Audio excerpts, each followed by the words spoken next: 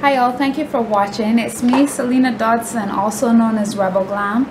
Today I'm going to do a short video just talking about the first step in the 10 steps to self-love, which you can find in my book, Love Yourself More. You can check it out on Chattel House Books website, or you can get it from Amazon.com, or if you're in Barbados, you can purchase it at Chattel House Books, which is in Sky Mall. Now, I've recently is relative, but in the past couple years, I've been writing my book for 6 years. It took me 6 years to write these essays down and then realize, hey, I want to make this into a book, and then, you know, do all the steps that it took. And originally, why I think my book is so impactful is because originally it was just reminders. And some people think when they know things already, they don't need to be reminded. But I'll tell you something, bad things, maybe we don't need to be reminded of them all the time.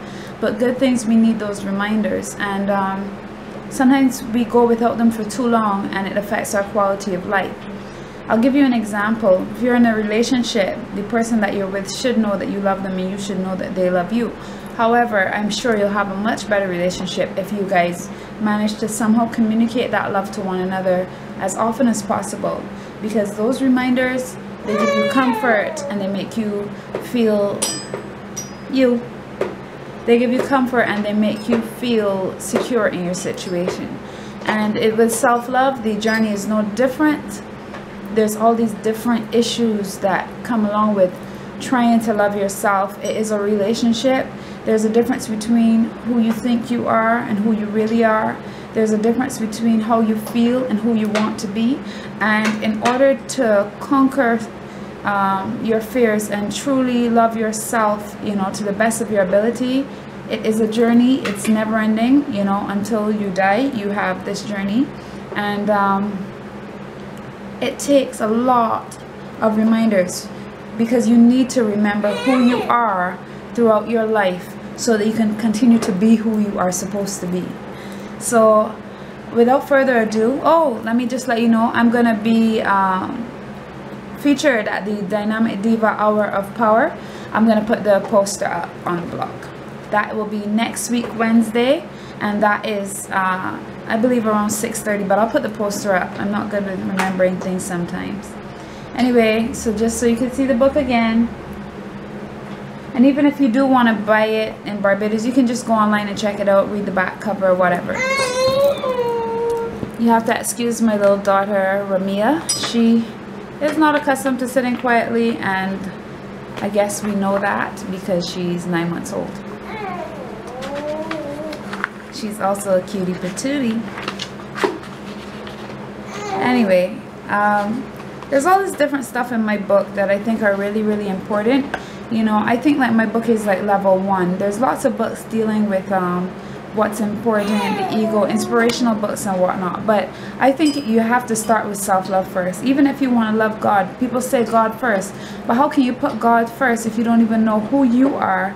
And therefore, if you don't know who you are, you have no identity, then how can you love God? You know, even the Bible says, how can you love God who you cannot see if you can't love man who you can see? So if you can't love yourself, which also includes loving your neighbors and your surroundings, then you're wasting time thinking that you're putting God first. And this is why I think self-love is so important, because it is the first step towards higher consciousness. Now, the first step to self-love, as mentioned in my book, Love Yourself More, is 1. Take time to get to know yourself physically and mentally. Analyze your personality and be honest about your strengths and weaknesses. This way, when confronted with a situation, ego will not make us defensive in the face of weakness, and we will learn and grow always. Now, I'll just repeat that. Take time to get to know yourself physically and mentally. Now, I think the thing about this is that oftentimes we think that we have tomorrow put down. There's always some other time when we're going to get fit, or start eating right, or start doing the right thing, or let go of the F-boy that we was dealing with, or whatever the situation is. We always have some point when we plan to do this. And the truth is that what it leads to, and I'll give you a perfect example, is these men. There's lots of these men that claim they plan to settle down someday, but they ain't finished whoring around yet. So when they meet somebody who's worth it, they still don't treat the person properly, or they still aren't able to settle down because they're too busy chasing skirts of people who don't know themselves or what they want. We see that all the time. Another situation where you will see that is with obesity. You often, when you talk to a person who weighs far too much and is putting their life in danger, you know, at the end of the day, people nowadays like to say to each his own. I don't believe in to each his own, because I believe that is the first step towards being an uncaring individual. And if you're going to be an uncaring individual and not love others, it's very hard to love yourself, because at the end of the day, we are all part of the human family. But I'm digressing. A lot of these obese people need to quit it though. They have food addiction, they have sugar addiction, they have all these different issues. It's making them unhealthy. Some of them still sexy as hell, some of them are beautiful people, and at the end of the day, I have people in my life that I care about that are obese. It's not like I'm judging them. But if you realize that you have an issue, what are you doing to fix it? Are you sitting down and telling yourself, man, couple years when this happened, or when I get a new job and I got a little more money, I will eat properly, or when this or when that, as though you have life put down? What excuse do you have for not living your best life right now? And I'll tell you the excuse. The excuse is that you haven't taken a good, honest look at yourself and said, this is where I am and this is where I need to be. Some of us even say, this is where I am. What can I do? I'm a hoe. People do that all the time. You know where you are, kinda. But what about where you need to be?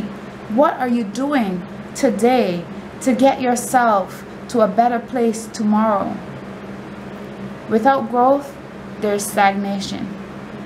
In stagnation, it may seem sometimes that you're doing pretty well until the rot starts to set in, until the mosquitoes start to breed. And I'll give you an example of that. Sometimes, same fitness journey is a perfect example. Sometimes you might not be fit at all. You start and you see a person, and this person can do 10 laps and you can only do 1. So you think, oh, this guy is so great. Later on, you find out that a healthy person is supposed to be doing 20 laps, and this guy's been doing 10 laps his whole life because he never want to push any further. And within a few months of you being dedicated, all of a sudden you can do 20 laps. You've left him because he was stagnant. He thinks that what he's doing is better than people like who you used to be. So he's using that as an excuse. From the time that we are making excuses for ourselves, we don't really know ourselves well enough. Because if we did know ourselves well enough, we would know, yes, this is a problem that we have, but we are so powerful. So today, I want to encourage you to think about that first step towards self-love, to start really practicing self-love by talking to yourself, by saying, who am I? What am I capable of? Many times, overwhelming situations come to me, and I say, but you see, I'm also a person with a large level of faith, and I said, God wouldn't give me this if I wasn't strong. I can do this. Sometimes all you have is you, but if you are using anything else as a crutch, then you need these times when all you have is you. You need to sit down and think about who you really are, or who you really want to be compared to who you really are. And you need to decide to work on yourself. And this is something that all of us have to do, because we all have work to do. So I encourage you to work on yourself, to start taking the idea of loving yourself seriously, because it seems we're going through life expecting partners to love us, expecting our children to love us and do what we say, and yet we have not loved ourselves.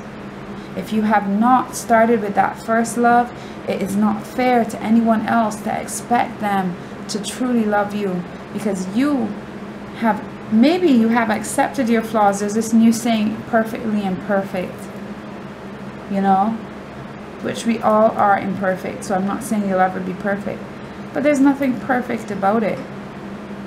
What is perfect is when you keep trying. That is perfect, because you are perfect as long as you are doing your best, because nothing more can be expected of you. So I encourage you today, as I said, to keep on that self-love journey, to love yourself more, and to start viewing yourself away from circles and people and who other people see you as and what people follow you on Instagram for, and start seeing yourself as who you want yourself to be and working towards those goals. Because at the end of the day, all we have really is us, and we will make a better world just by starting at home. I love you. Have a great day. Bye-bye.